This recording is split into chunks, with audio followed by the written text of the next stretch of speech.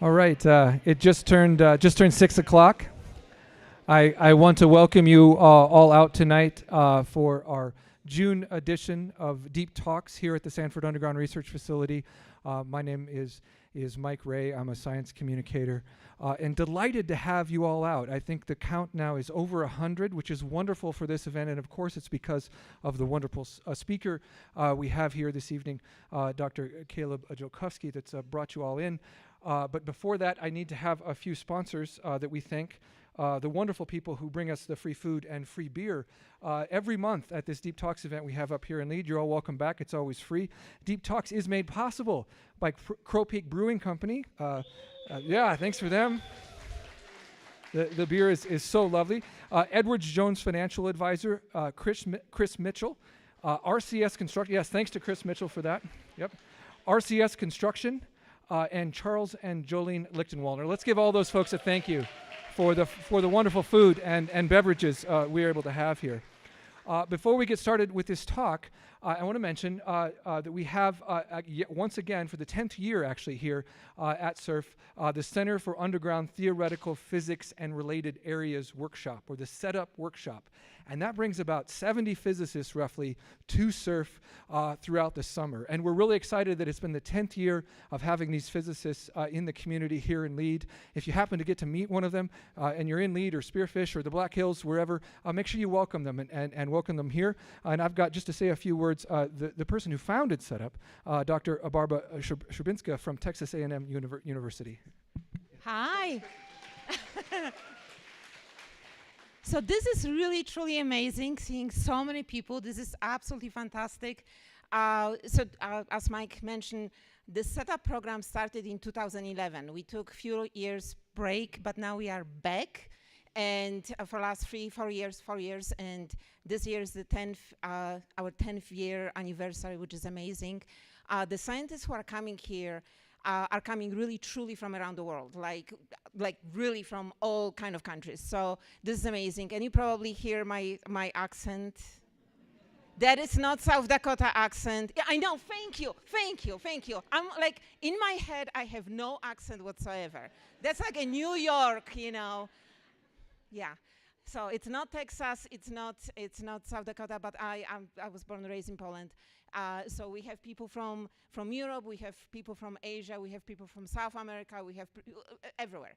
And it's really amazing. And what is really, truly, I think, meaningful to me is the fact that some of those people want to come back to Lead, South Dakota, year after year after year. They could go anywhere in the world to collaborate and work with other scientists, other physicists, but they are coming here. They love Lead, they love Black Hills, they love South Dakota. They are absolutely fascinated by the fact that when you meet average person on the street, any of us, the person will know what neutrino is, which is like, it was funny. Seriously, I was on the plane from Dallas, and I struck a conversation with a woman who was sitting right next to me, and I was, started to talk about the lab, and she was like, "Oh, I was there. Oh, I know the visitor center. I know this place. Like, we go there." I was like, "That's really very important." So anyway, on behalf of all the scientists, we want to thank you for being so welcomed and open-hearted for us. And I'm gonna cry. I don't know, like, this is a day where I cry. This is crazy. And I truly appreciate the fact that you guys are so involved in science and you are so proud of SURF and the lab. This is really amazing. So thank you so much. And again, our scientists are gonna be here for next 4 weeks. If you come here for the Neutrino Day, who's coming for Neutrino Day? Okay, I need to see more hands. That is not good. That is not good. So those who did not raise hands are gonna raise hands by the end of the day. Like, I will stop you at the door to talk to you about that, okay? It's like, I need your name, the phone number, the address. I will be there to drag you. So that's July 11th. So again, thank you so much. This is not me. This is back to Mike, and Mike is gonna introduce our speaker. Thank you so much, Dr. Szczubinska. So when you think about it just a little bit, there's some really amazing parallels between the awesome work at Crazy Horse and the awesome work that we do at Surf. We both get to blow up rock in a very precision way, very careful way, very engineered way. It takes a lot of planning and a lot of effort. We both have multi-generational efforts, whether you're talking about the multi-generations who committed themselves to this gold mine, or to the multi-generations who now commit themselves to science, because these science projects here are multi-generational. I like to say the kids in kindergarten today are going to be the PhDs here tomorrow. And that's similar with Crazy Horse. It's a multi-generational project. And we're also both engaged in making the world a better place. And so it's a real privilege for us to be able to welcome Dr. Korczak Ziolkowski here tonight, the chief carver on the Crazy Horse Mountain, if I got that right. Chief Mountain Officer, forgive me, I got to get the title right. So we're so pleased to have him here tonight. Let's give him a warm welcome.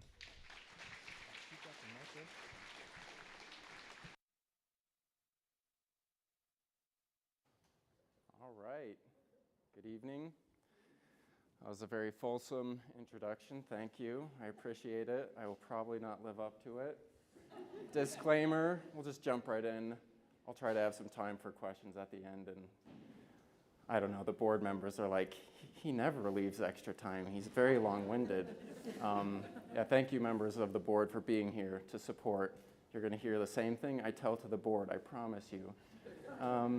All the photos that you see that are Crazy Horse related are copyrighted.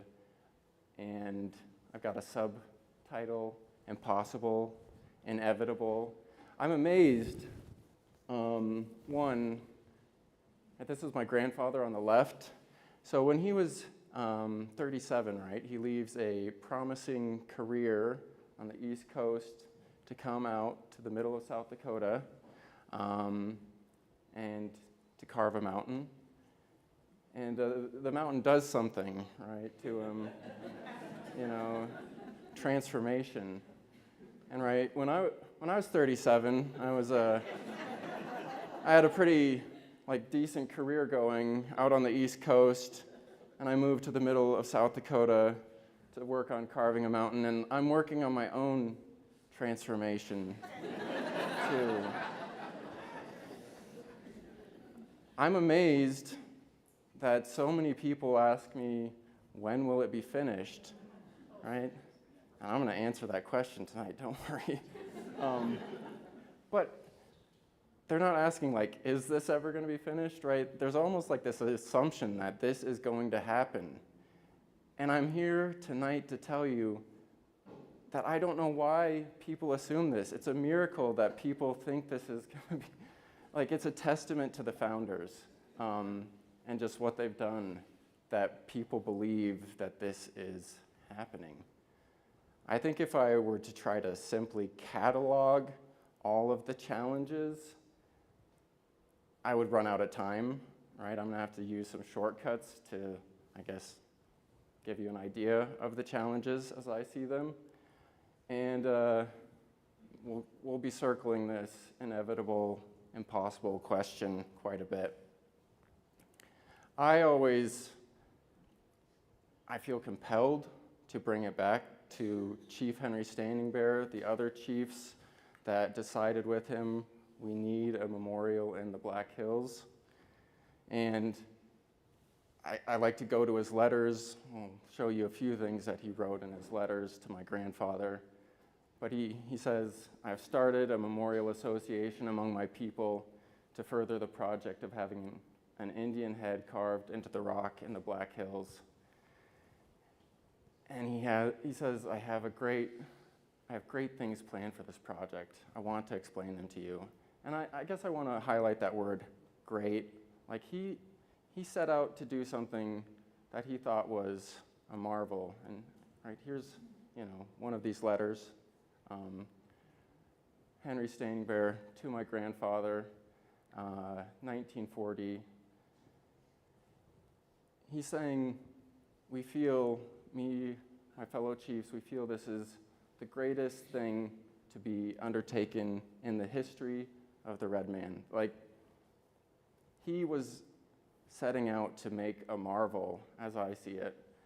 And I won't try to adjudicate this question fully right now. Like, are we talking about a wonder of the world? I think there's a new wonder of the world. I don't know what list you want to use. People have their different lists. Are there 7? Are there more? You know, this is on one of the lists, right? Big statues can be in there, or at the very least, they're impressive. A lot of things done in rock that people are amazed by. They say they're wonders.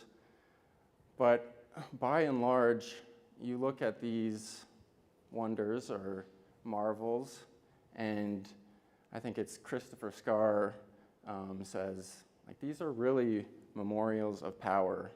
It's basically a way for someone to say, look at what I can do, look at the resources I can marshal.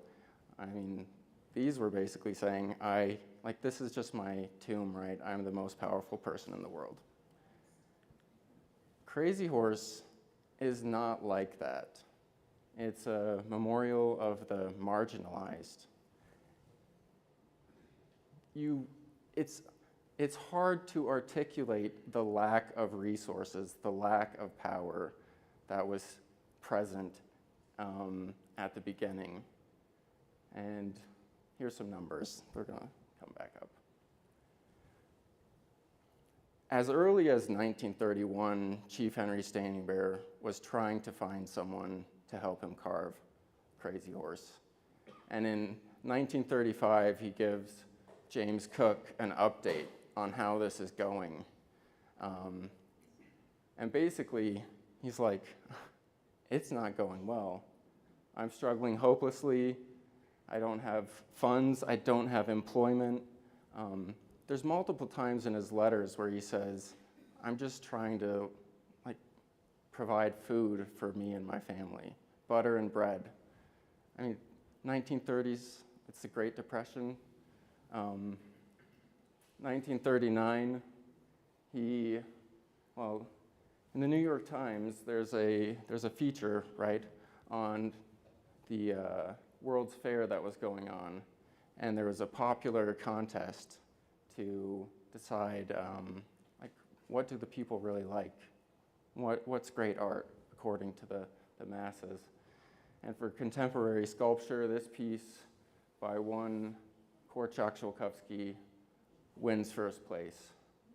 And you can find the Rapid City Journal from a couple weeks later, and they've got a feature in there. And not only does it say who was winning it, it also says, oh, this guy, Korczak Ziolkowski, he worked with Gutzon Borglum on Mount Rushmore. And so Standing Bear, he was indefatigable, right? I guess he's just scouring newspapers looking for someone who might be able to carve a mountain for him.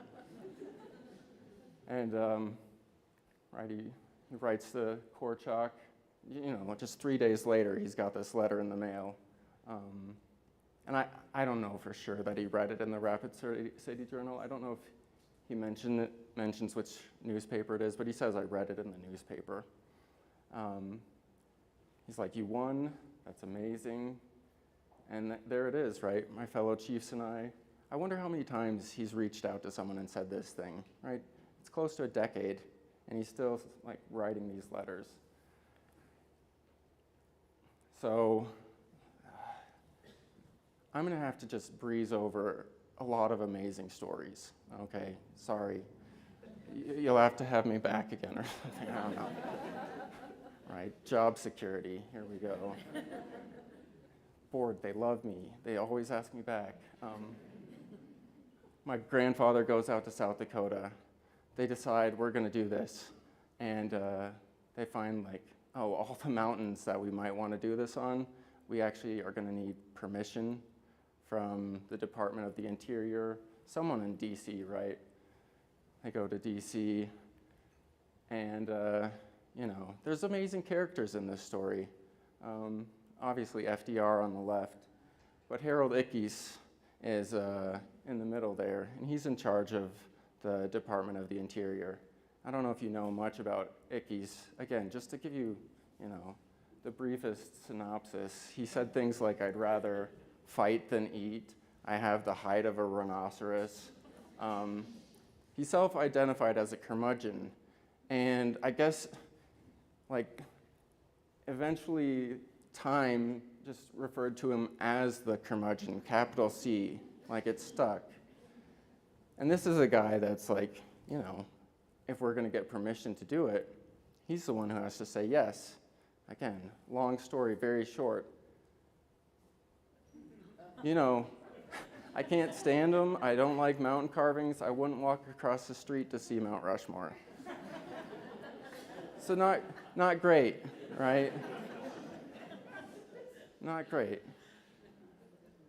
And then, you know, you got World War II. My grandfather goes and fights. You know, he was a casualty. He was injured. Maybe it's a miracle that he wasn't injured so badly that he couldn't carve a mountain at some point in the future. But we're close to 2 decades in, and it's not like looking great.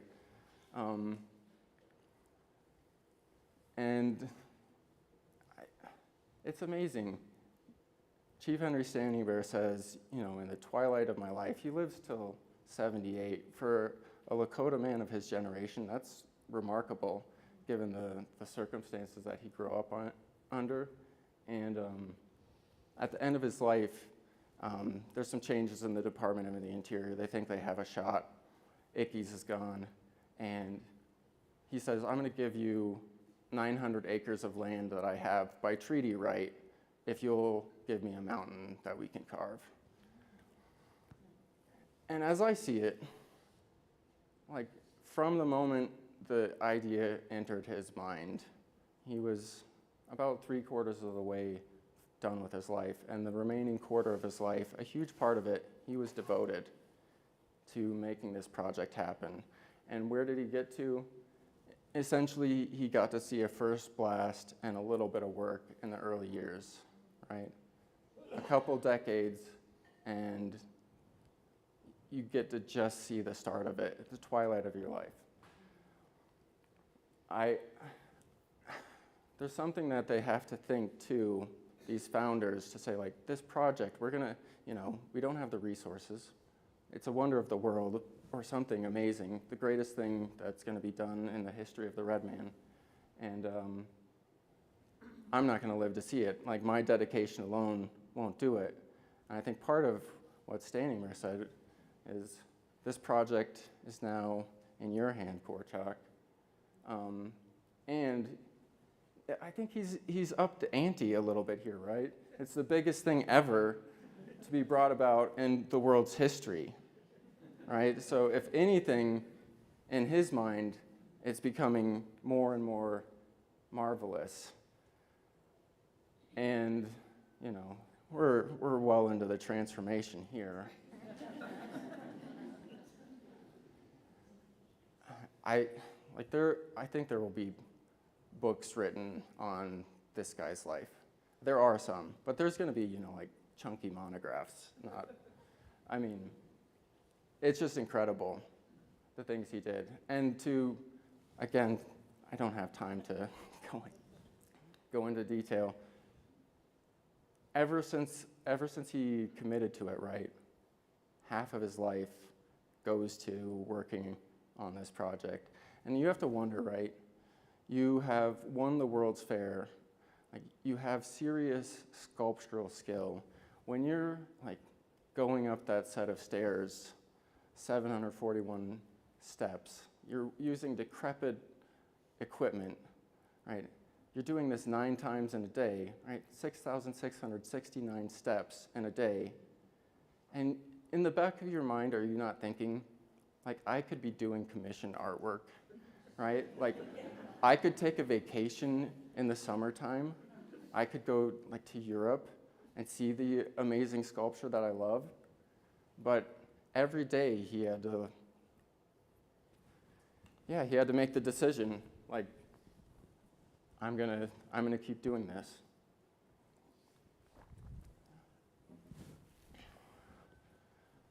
And where did he get, right? Where did he get with all that dedication? He didn't end up doing a single square foot of finish work on the mountain right? To give half your life for something. You're the sculptor, like this is why you're here, and you don't get to do a single piece of finishing work. And you know, he had to be thinking, like, how do I perpetuate this? And so my grandmother Ruth is an important piece of that. Even while my grandfather was alive, she was really key. And we've got some people who were part of maybe the most important thing to happen at Crazy Horse so far in the room, and maybe they'll appreciate hearing my grandmother talk about something that they helped with. Korczak, of course, was in charge of the mountain and did all of that, and even though we planned the books together, without him, there wouldn't be a Crazy Horse, and I'm perfectly willing to give him all that credit. But he said before he passed away that he couldn't carve Crazy Horse from the grave, that there were things that we would have to do on our own and decisions that I would have to make. And one of the hardest decisions in the world, and it took 2 years to decide after he passed away, was that we were not going to carve the horse's head, which is what Korczak would have done. We were going to do Crazy Horse's face first. And he left it so that a big share of the rock was gone in front of the face, and we had to clear it down to the arm and get ready to go to work on it. But it was far more ready to work on than the horse's head was. And looking back on it now, I know we made the right decision. She's so like nonchalant, like we made the right decision. It's like we need to have someone else tell that story for her. Like, what did she know about mountain carving, right? You look at Mount Rushmore and the sculptor dies and the project like loses steam, it ends. People, like you saw where the mountain was when my grandfather passed away, like nothing is done. And she's, right, like the doubt, the level of doubt, like people in the area were like, oh, that's Korczak's Folly, like, right, it had this nickname. Like, they already doubted it, and now the sculptor has passed away. And he gave instructions like, oh, work the horse's head, then do this. And she's like, not only, like, in spite of all the doubt, are we gonna keep going and we can do this, but also, right, I'm not gonna listen to his plans. Like, who does that? But it was like I said, just crucial to have the face carved, and it's always going to be the center of the carving. And you know, she went out to the Black Hills when she was 21, and the rest of her life was devoted to Crazy Horse, like running a sawmill or you know, helping with the dairy. Or there's like times when she had to pick up glass bottles on the side of the road to, you know, afford eggs. A lot of determination. And then of course, right, she's not around forever, so you have to have a lot of kids. Succession planning. And again, right, these kids could have had vacations, right? They could have like had a summer vacation. They could have played sports. They didn't get to. Like, maybe it wasn't their choice all the time, but they worked on Crazy Horse. And what does all that add up to? This is some weird math, right? I heard a story about like a Nebraska legislator wanting to change the rules so that pi was 3 instead of, you know, and repeating. Yeah, because it's just too difficult for the kids. Like, can't we make it easier? So this is some special math like that, right? Right. I think my point here is, like, you look at the mountain and you look at the model of where we're going, and actually it's been, you know, all of these people, talented people's lives devoted to this, and there's a lot to do. There is so much to do. If you want to know in terms of projected surface area of the carving, like, we have done less than 5% of it, right? We're almost, you know, 100 years if you go from when Chief Henry Standing Bear started working on this, 100 years of dedication, and we have so far to go. I mean, you can even just think about, of that length of the carving, we only see about 25% of the length has any sort of finished work. Like, you go and visit the carving, you don't really have a way of knowing, oh, this is actually the full scope on a single dimension. Maybe I haven't sufficiently articulated the scale of the carving. And of course, like I think from the very early days, they were concerned with how do we help people see what this is. And they're like, well, we take this model made out of Tennessee marble, and we put it out there, and then we say, just imagine that in that mountain back there. And it's like, okay, people should get it. But you know, I don't think people do. Here's my revamped attempt at this. This is a 6-foot-tall man. You know, it's not really a man, that's obviously. But how does he compare to other statuary that existed at this time? Michelangelo's David, yeah. David's an impressive tall sculpture. Or Christ the Redeemer in Rio. Or the Statue of Liberty. That man's pretty small, right? These are big, these are impressive. Maybe you've been to some of them. Of course, you got one located in the Black Hills, Mount Rushmore. Very impressive sculptures. People travel from around the world to see them. What were they thinking, these two guys without resources?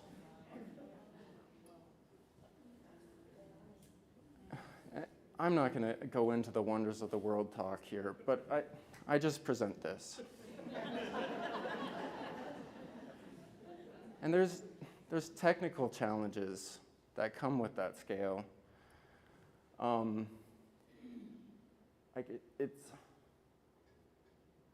You don't start to do this until like explosives exist, right? Right?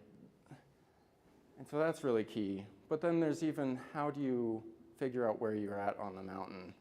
And believe it or not, my grandfather did not really know how he was going to do this. And he had the sculptor's eye, and he could sit back and he could decide we're removing rock here, we're removing rock there. But it was only modern surveying technology that would allow something like the horse's head to be carved, because the pointing machines that they used on top of Mount Rushmore, like, it's impractical to make something big enough to work on Crazy Horse. Gary Renner, he's in the audience here. He was actually an important piece of introducing some of what the possibilities are of modern surveying technology on a mountain carving. But let's think about, you know, how fast you can carve a granite mountain. And if we look at Mount Rushmore's example, which I submit when, you know, you're Korczak and you're Standing Bear is quite relevant, like you're pretty close in time to that. I estimate we're at about 10,000 square feet of surface area that needed to be carved. That happened over 14 years. And so we're looking at, you know, about 714 square feet per year. Now, if we apply that to what we're expecting to carve at Crazy Horse, any guesses how long it might take? Right, we're talking about 400 years. Again, like, do we know how big this is?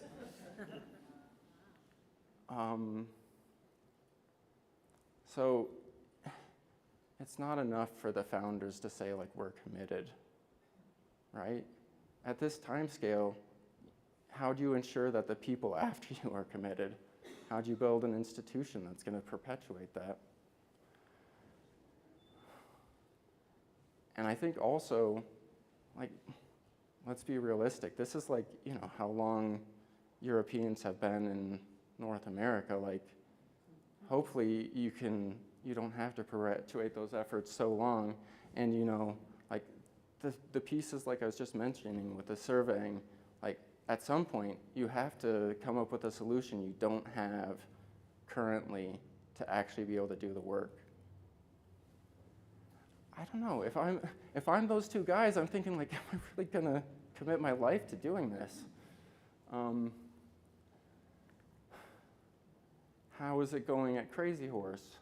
Well, honestly, like, given that there's not the backing of the federal government, the numbers for how many square feet were being done per year are pretty comparable. I think it's quite impressive.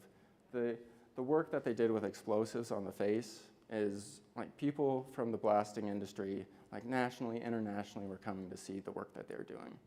It was rather amazing. We have people in the audience who are better at speaking to it than me, so if you have questions afterwards, I'll direct you to them, Kevin and Rich. But it's not an amazing story in terms of how soon you're going to finish. And I pulled a bit of a fast one here with my math. Remember, like, over the first 74 years, that's how much you finished, right? So the story's worse.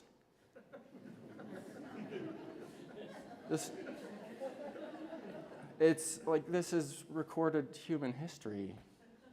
I know people in the audience are dealing with timescales bigger than this, but for humans, like this is, what am I doing in my job?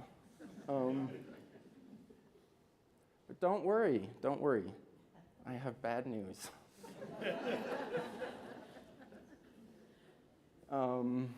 When we started carving the hand in 2015, some engineering consultants we work with said, given the shape of the hand, the finished model, the seams we see running through the rock, we actually think it would be better if you could stop using explosives.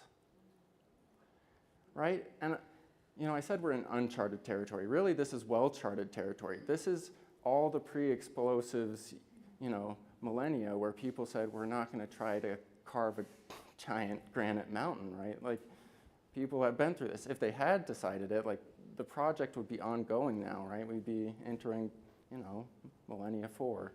You could go see it in progress. This was, I'm not going to put numbers on this, but this was like painstaking work, shimming and wedging. So, inevitable or impossible? I know I've led with people saying, when's it going to be done? But now it feels a little bit more like they should be saying, will this ever actually be done? Are you serious? And you're like, end of the talk. Wouldn't that be amazing? That's what I'm going to leave you with. I'm going to breeze through this, but you can ask me questions. The technology story is complicated. Like, this is a thing that doesn't exist anywhere, except at Crazy Horse. The wall saw is a Husqvarna thing, and actually, it had been sitting in one of our sheds for like 10 years. We used other parts of that package, but there was a wall saw included. And it's not it is cutting edge technology. It's got a big blade on it. But it's not advanced tech. And we have found that we have the perfect mix of people right now. Well, maybe we need more. But we've got this special, we might need more board members. We have this special mix of people where we were able to say, like, oh, imagine if you could, move this instead of in 2 dimensions, in 3 dimensions. You could bolt it to the rock, you could survey it, you could transform that into the same space that we have the model, and you could generate, tool paths at every position that it's going to run on. It's a pretty simple, like, milling application, but, like, no one is making this to do it on a mountain carving. And we have to customize this in-house. And, we always knew, right, like, well, yeah, this is kind of a proof of concept of something else. But just before we get to the something else, talking about square footage done per year, right? And this is going to be pretty close to that 67 number. That's like kind of the lifetime number, square feet done per year. And when we first introduced those finishing saws, right? So it's good news, right? I didn't leave you back where we were, right? 7x, that's great. That's kind of like a revolution type number in mountain carving. We always knew, right, you could put it on something like this, and that's like, again, it's not like there's other people carving rock with robots, but are they asking the integrator, that's the person who like takes the robot from the manufacturer and makes it work for your specific application, are they asking the integrator, like, well, can we have this run outside? We need to cut, not marble, we're cutting granite. We actually need to move it from one place to the next to do its work instead of bringing its work to it. Oh, we're gonna be moving it around with a giant crane. Like, I know that they're not asking because I asked virtually every single integrator in the country that I could find, and every one of them, they're like, wow, this is such an amazing project. I love it. We are not the company for you. Right, every single one I talk to. And finally, I go to these trade shows, and one of the manufacturers, because the manufacturers, you ask them, they're like, wow, this is amazing, amazing project. For sure our robot can do it. And then they're like, but you need to find an integrator. We can't help with that. Right, so I'm like, I talked to the integrators. They said they can't do it. Finally, one manufacturer was like, I actually know an integrator who will do it. I was like, I haven't found any at the trade shows. And they're like, yeah, these guys don't go to the trade shows. They have too much work. They're not looking for work, but they think that your project is interesting. And even then, like, we've had some successful test runs, but it's just not easy what we're trying to do. But it has potential, right? This is what you could see in terms of surface area carved across a year. So that's just the cumulative surface area. Like if we get the robot working right, like it has amazing potential. But of course you have to have all the work done in front of it because it's only gonna do the last, foot, 6 inches, something like that. I have it bolded, yet to be realized. We have not carved 30,000 30,000 square feet in a year, okay? And we've got a lot of areas, right? We're kind of focused on the horse's head right now. We have like 20 feet of burden to go in a lot of areas. So you gotta really start moving rock fast to be able to get that robot into position to work. Tonnage has been pretty good. We put a tower crane in. Tonnage removed has been better. Again, tower cranes aren't like something no one's ever heard of. But when you're like, hey, we need to set this up on the side of a mountain in rural South Dakota, there are some complications.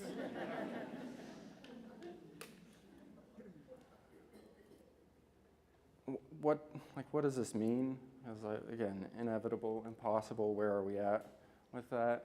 Well, before some of these recent changes, when we were in that shimming and wedging phase, did I skip too far, too fast? Yeah, right, like, can you see what you would see done in 10 years? It's like not a lot. Yeah, 10 years, it's just gonna be glacial, the progress. But now, right, this is projection, right?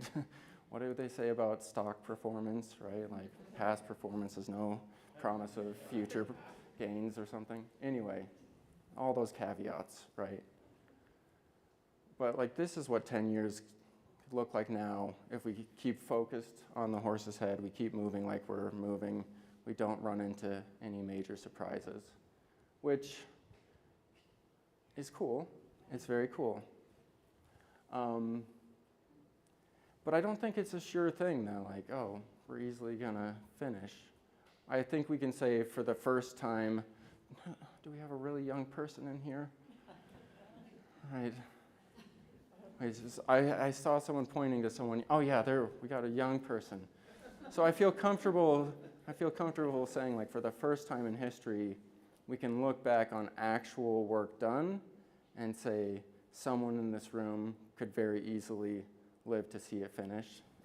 buddy. Yeah.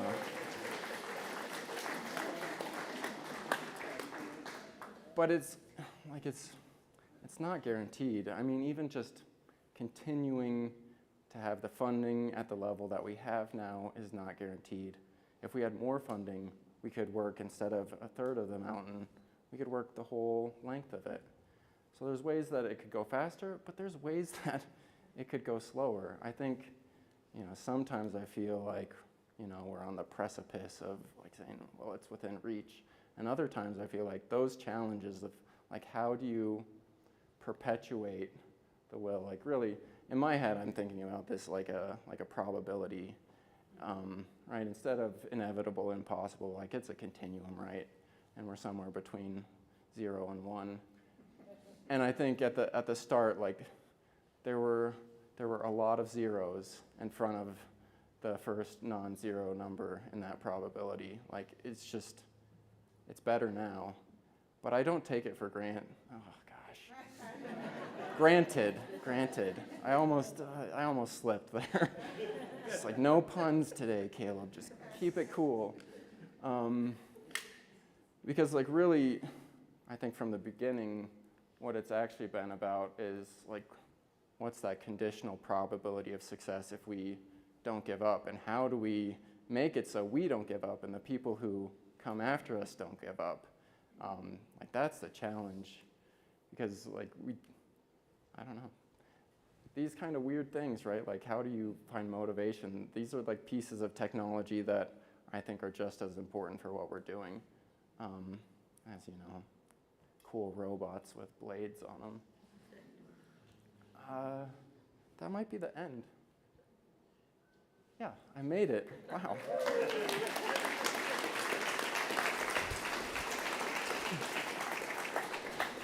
That was a wonderful talk. Thank you so much, Caleb. Audience, what questions do you have? I can bring a mic out to anybody with questions. What questions do you have about the work? Where was that at? Right back here. Okay, hang on. I'm going to sneak right through here. Thank you. How many of your grandfather's children worked on the mountain and still work on the mountain? I will say that 4 of them quit early. My dad was one of the quitters. Oh, thank you. My dad was like, a decade and a half of back-breaking labor, that is enough for me, thank you. But 6 of the children spent essentially their whole lives working on it. I mean, my Uncle Adam, he's retired, but I think he's still like acting like he works there. He's like, every time I talk to him, he's like, oh, I'm doing some raking. And but I maybe you're getting at I had that 1/1, and really it should have been like 6/10 or something. But some of them worked parts of their lives. I don't know. We're above 3/5, below 1. But yeah, I don't know if I really answered your question. I made some jokes while I was trying to answer it. But I guess 3 of them, I would say, are still actively working there. And 2 have passed and 1 has retired. And how many grandchildren? Oh, yeah, we're a disappointing generation. It's like me, my brother Vaughn, and my cousin Alicia, right? At this rate of attrition, it's not good. You have a big family? I know, succession planning, I got to work on it. What other questions might be out here?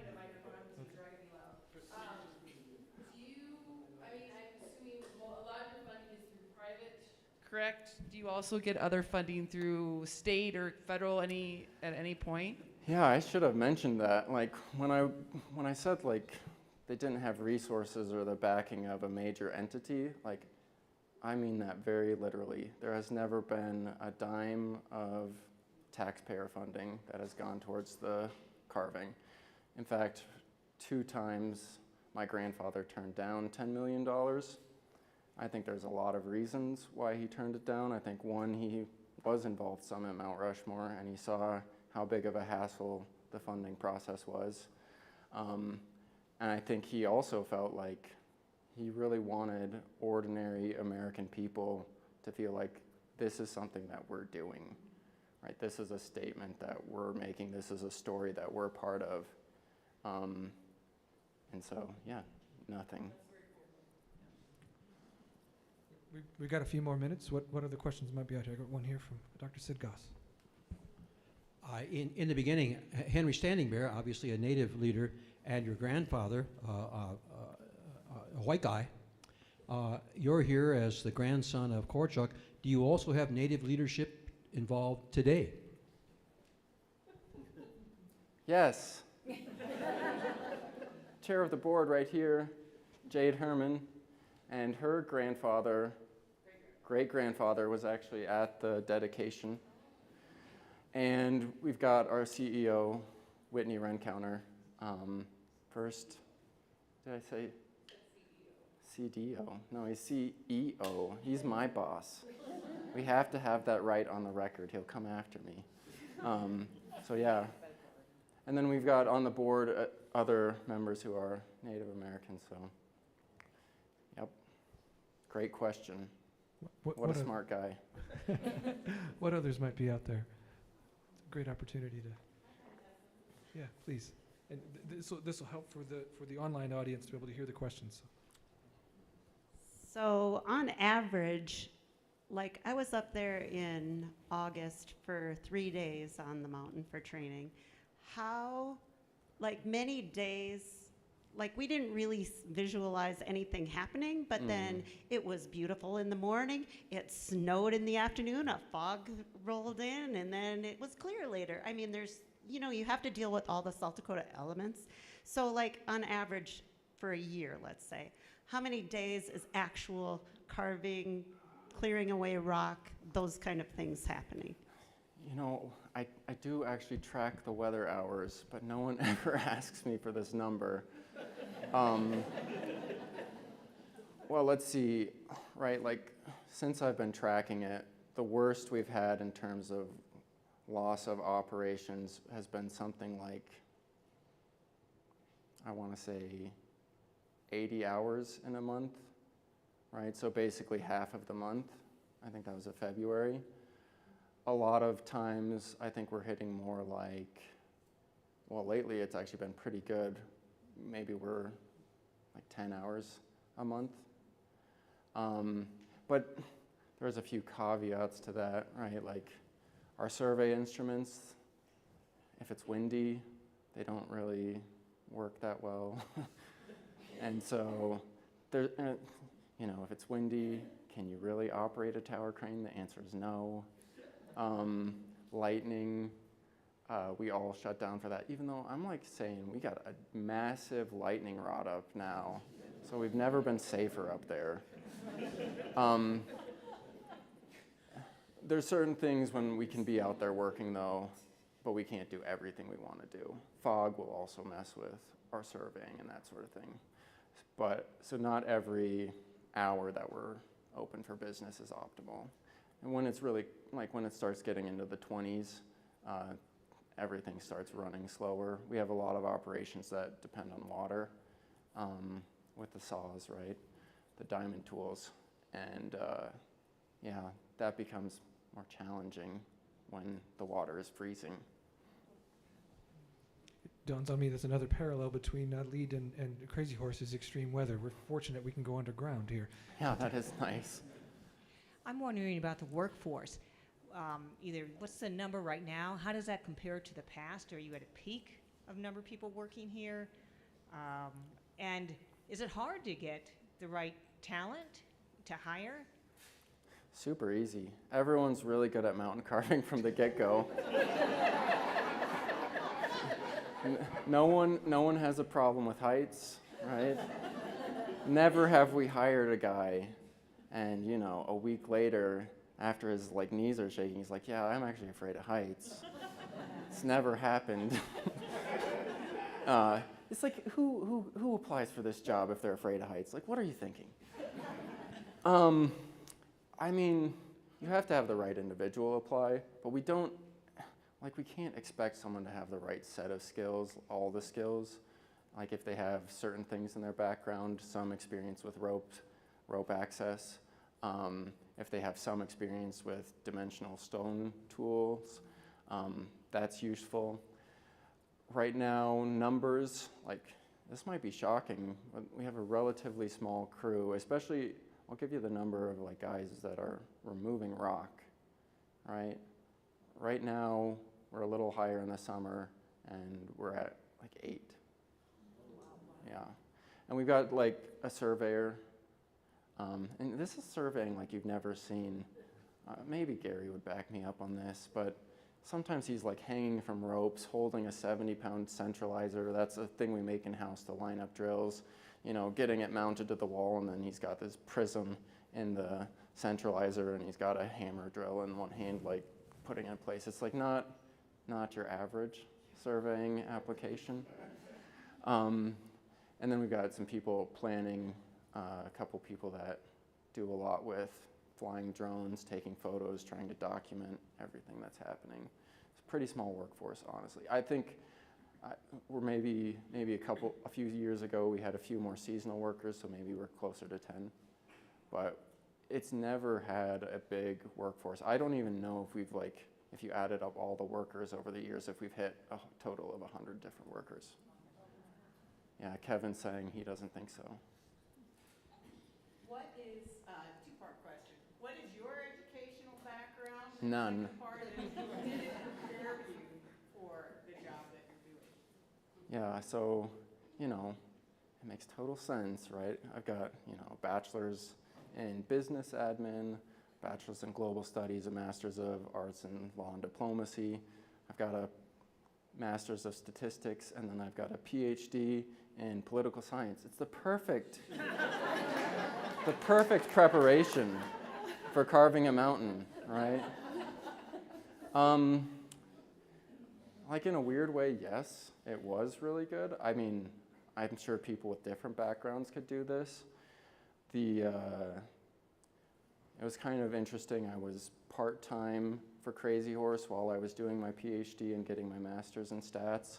And at some point I was like, oh, you know, I'm doing all this data manipulation on a computer and making it do math for me, and I've got these variables, and I'm like, oh, on the mountain, we've got like all these data from scans, and you know, we've got seams running through them, and I'm trying to plan these different planes and decide what rock to remove with cuts, and it's like, I think I could like start planning stuff, you know, with a computer. And I mean, maybe there's a great like CAD program out there for mountain carving. I'm not sure, but I just ended up like giving myself a degree in like practical computational mountain carving while I was doing my PhD. On that note, actually, I'm going to steal a little bit of Caleb's thunder for a moment, because I feel like I wouldn't be doing my job as a board member and an ambassador for this organization if first I didn't credit his leadership for the progress that we're seeing on the mountain, and he severely downplays that in the stories that he tells. But secondly, one of the things that he didn't mention in his speech, and I'm really kind of disappointed in you for not mentioning this, Caleb. We are on the verge of getting a second tower crane also that will further speed up progress. So we have a big fundraising campaign going on for that, and I'm sad that you didn't go into more details on that, but that's what we're here for, right? We're here to back him up and support him in those efforts. So if you want any more information about that, contact one of us or Caleb. Oh man, I just got chewed out. Okay. I'm going to come right back over here to this question. We've got one right back here too. Other than no more explosives, have there been any other geological structures issues or geological oddities? No, not so far, thank the Lord.